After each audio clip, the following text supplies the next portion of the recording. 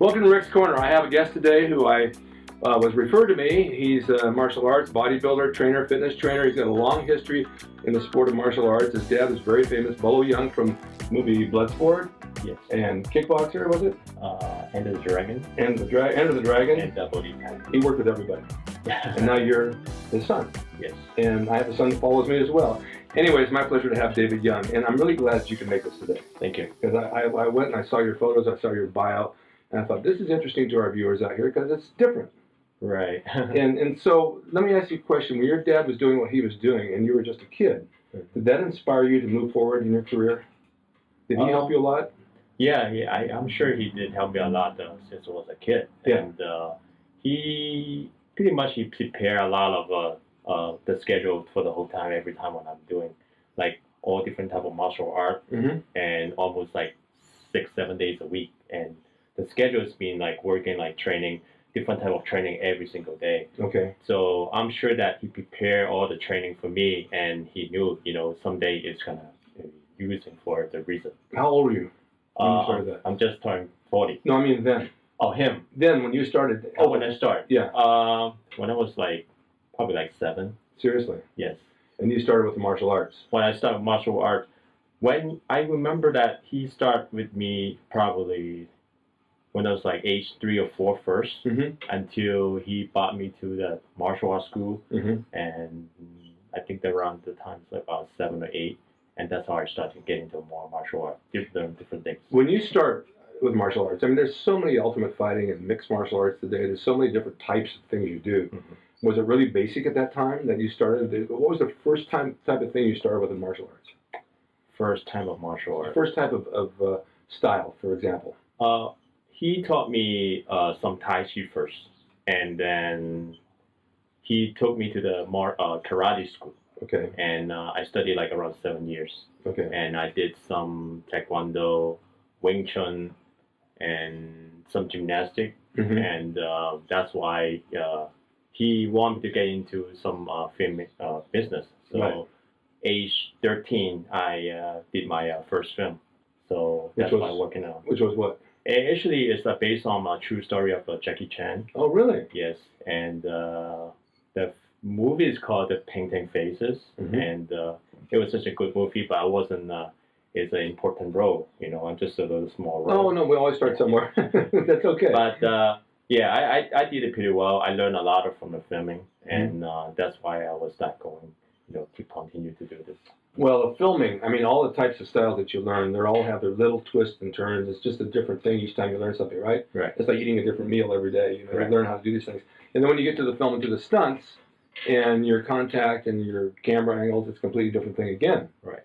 So that's a whole new world as well, learning how to work in front of the camera. Right. I bet you picked it up fast though, right? Yes, of course. Yeah. And then when you did it, were you inspired? God, I want to do more. I want to do more. Come on. Yeah, it's a big thing. Like it is. Things like I wanted to try to get better and better every time. Sure. Yeah. It's the same like when you do bodybuilding. Every time you watch, every show what I did. Yeah. And then I just got watching the video and what I'm making mistakes, what I have to learn, try to pick it up and try to get better every time. Oh yeah. Do you also instruct martial arts? Yes. Do you find that when you, like with this ring out here, when you instruct somebody, you're sharing your knowledge, that you actually get better at what you do by sharing? Yes. I most likely I just explain about my experience in all the technique that what is correct or incorrect, and also, of course, have to expressing the human body that is most important. Absolutely. Yes. But your mind tells your body what to do. Yes. And if your mind doesn't work, the body's not going to go. You know more than. No, but you know how that works. I mean, it's like you can wake up someday and your mind's sharp. You can go and you think, okay, and I feel good. And then there's nights I think that I'm going to go to the gym tomorrow. I'm going to really tackle this and that. And I wake up, my body just hurts. And my mind says, no, you're not going to do it today. So it plays tricks on you. Right. So with all of your martial arts, what's your favorite style? It's very hard to say. At the beginning, I like more like taekwondo and karate. But as soon as I moved to Los Angeles, and I realized that I feel like I want to learn something different. So I decided to pick up some more different type of martial arts like kickboxing and boxing. So after I got into like kickboxing and boxing, and I'm feeling like, yeah, something that I really, really enjoy to do it. Were you competing with this? Competing? Yeah, I mean going in for competition with that, like the UFC, for example. No, I haven't get a chance to done that. Never thought about it. I just like to enjoy the sports. I had it on last night. I was watching it. My girlfriend went to bed, and I put it on because there's nothing on TV, and it's really brutal. It's pretty brutal. Yeah. I mean, you got to be able to really want to be beat up. Right. You know, I don't want to be beat up.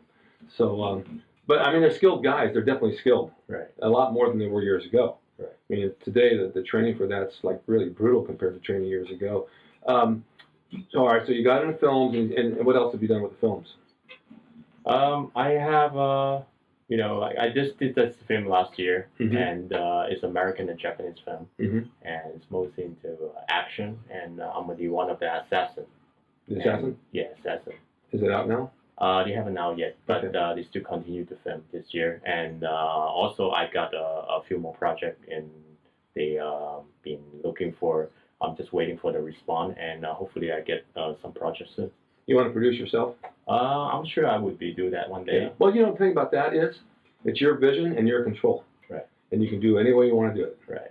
And if you have the knowledge and experience like you have over the years, you shouldn't have any problem doing it. Yes. You got a good storyline. It takes a good storyline. Right. All right, so you went into bodybuilding too, which is kind of unusual to take. I mean, it's not really unusual to do both because you're training with the weights, you're doing all this stuff. But what inspired you with the bodybuilding? Because I saw pictures that you're ripped. Thanks. You know what? It's taken me for a while to transform my body. Is you know that, and it's not that easy. That I'm just gonna do it, and I have to prepare for several years just to transform. Because when I used to do bodybuilding, and my body is like it's huge. As soon as I retire for bodybuilding, I have to transform myself and how we become to different transformation. Different person. Sure. And when I done bodybuilding at that time, reason why is, of course, film is very important. Of course. I've seen a lot of action film in the 70s, like Sylvester Stallone, Arnold Schwarzenegger, and they are pretty inspiring at that moment when I saw them. Oh, absolutely. So it's superhero. Yeah. Yeah. So I follow up at the moment, and till like age 13, 14, my dad, he stopped promoting a bodybuilding competition in Hong Kong. And he told me, he said, you know what, try to get in there. Well, he was really good. Yes, I mean, he was in good shape. Yeah, he did several years Hong Kong bodybuilding show, and also he won Mr. Asia in 1975. Also. Right. Yes. Right. Yes. No, I've seen him in the films as well. But I've seen pictures of him. He was, how tall is he? He's like 5'7". And what's his weight? Before, during the time when he was doing a bodybuilding, I believe it's like about 175. Because he looked thick. He looked big. Yes, I'm sure he was huge when I was a little kid when I seen him. Of course. That's my dad. He's bigger than life. Right. I went to those my boys too because they trained with me and one of them wrestled with me as well. So did you compete with the bodybuilding? I'm sorry? You competed? Yes, I did. And how'd you do in the competition? I did a many show in overseas. Yeah. Until I moved over here in Los Angeles and I start competing. Yeah. Until I won a Cal in 1998. Oh, that's awesome. And in the middleweight until I still competing like 2001, 2003, and I did the USA, and this is the two last show that I haven't done. But you're still training every day? I still train every day. It's hard. I think my body's getting used to it already. Isn't that funny? Because it does. I mean, you're 40 now, right? Yes. You find it harder at 40 than it was at 25, 30? You know what? I feel I don't look it up my age. I never look and see my number, but I feel like I'm stronger than when I was 18. I like that answer. Thank you. That's a good answer. All right, I just turned 70, and I don't like to think of my age either. I mean, I never get guessed at. You look great. Well, I'm okay. It's just that, and I don't know about you, but from wrestling and all the bouncing in the ring, I've suffered a lot of injuries. The shoulders are hurt. I need a knee replacement. I ripped a tricep. These things just happen, and a lot of people would just say, okay, no more work. I'm just going to sit. Right. I can't sit. I don't think you're that type either. Yes, you I get can't up sit either. And you go. Yes. And you don't think about it. You just go. Like you say, age is a number. I mean, I think I need another 50 years. I'm going to try and do it anyway. Well, I guess because we've been done different sport for so many years, your body's so used to it. Yes. If you're just sitting at home and during the time, like you don't know what what else you want to do, and Right. and that's how I feel. I always go to the gym, cardio, even if I don't work out. I do too. Yes. I go 7 days a week. If I don't train tomorrow, I'll just do the bike. I'll do some cardio, something, Yes. just to get me there. Because what it does in the morning, since I work out of my house and this is my business and what I do, going to the gym is going to my office. That's where I go to work. In the morning, I do my thing. I get the blood flow. I do this. I go out and I have coffee at Starbucks. I get my journal for the day and I start my shows. If I sat home, I would get lethargic. I wouldn't do anything. I'd feel horrible. Right. So, there's a few of us like that. There's other few that just sit home and say they don't want to go anywhere. Right. But you have to work through it. Yes. Yes. How's your diet? What do you eat? I eat pretty clean. Yeah. But I don't eat too much meat anymore. Not too much protein, because I realize that my body needs, to clean up a lot more than when I used to do bodybuilding. I get a lot of protein. Of course. Chicken, beef. But now in this day, I just start eating more veggie. Do you notice a difference in your muscularity when you do that?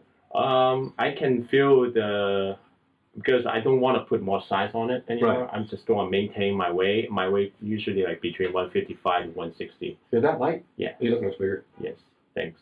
I think because the separation, more. Oh, of course, yeah. You look a lot bigger, but you look good in your clothes too. I mean, you've got the shape of a bodybuilder. Yeah. Even at that weight. Because all my clothes is small size. That's why.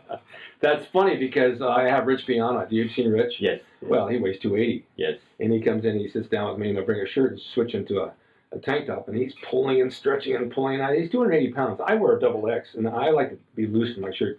I said, "What size is that shirt, Rich?" He said, "It's a medium." Why? He said, "It makes me look bigger." I'm not comfortable like that. That's how I feel. Yeah, I'm not comfortable like that. It doesn't feel good to me. Where are you training now? I'm training in Pasadena, and the gym is called Matador Performance Center. You live out there? Yeah, I love it out there. We go out to dinner there like once a week. Yes. So many restaurants. Yes. Yes. I'm fascinated about this no meat, no chicken kind of thing because I'm a big believer that I have to have my protein every meal. Mm-hmm. And when you're training for bodybuilding, you're the same way. Right. I'm afraid if I cut that out, then my body's not going to function like it did. Well, see, I believe everything that you have to get used to it because Right. the way I feel that if I have like too much protein in my body, long term, it probably affecting my function. So I start eating more veggie and drink a lot of water and try to clean up my system. So at the same time, it feels like because now I don't lift heavy anymore. So I do a lot of cardio and conditioning. You don't train heavy. I don't really train heavy. I don't train anymore. I don't think you need to. Yes. I mean, we've all been through that in the beginning when we were younger, and then you start getting aches and pains and say, you know what, prove myself, don't have to do it anymore. The lighter weight, even the machine, just as long as you're getting a muscle resistance, some sort. Right. All you're doing is resisting on the muscle and making it benefit and making it grow and respond to what you're doing. So it's resistance training. The heavy weights are an ego thing when you're younger. Mm-hmm. And then as you're older, you say, you know what, I did that, I don't need to do it anymore. Right. So now you're training people as well. As I still do sometimes, yes. Yes, I think, I have a couple of students, Okay. and just helping to transform their body. Yeah. But at the same time, I want to focus on them as well. Yeah. Yes. So that's what you're going out and doing the films and doing some training and Right. just making your life work that way. Yes, and try to motivate myself as much as I can. Yeah. And of course, I'm trying to do my best and inspire everyone that. Well, like you being on here, I want a lot of people to see what you've done because I was inspired by you. I like what you've done with yourself and with your life and your body and your mental attitude towards everything is inspiring to everybody. Thanks. And so people who watch this will see you will also be inspired. I wanna make my dream come true. I wanna make everything that's right for me. Exactly. Yes. So now, if we want to reach you on the internet, where can we find you? You can go on Facebook, my fan page, Right. and David Yeung, and also you can go on YouTube channel. It's the same David Yeung. David Yeung. Yes. Spelling? Yeung. Right. So it's not Young. Well, I saw your Facebook page Yes. and I thought it was great. And I want to thank you for coming here. Thank you. I know you traveled a little bit to get over here, but Thanks, you brought me here. no, I'm very thankful. Thank you so much, David. Thank you very much. I've learned from you, and thank you guys for watching, and stay tuned for more. And David will come back one day, and we'll talk some more when he's doing some other stuff in his films, and we'll promote him. But look him up on YouTube and look him up on Facebook. He's got a lot to tell. There's a nice story there. There's a lot of great photos, and I was really impressed. Otherwise, I wouldn't have him here today. So thanks for watching Wrist Corner, and we'll see you next time. Thank you.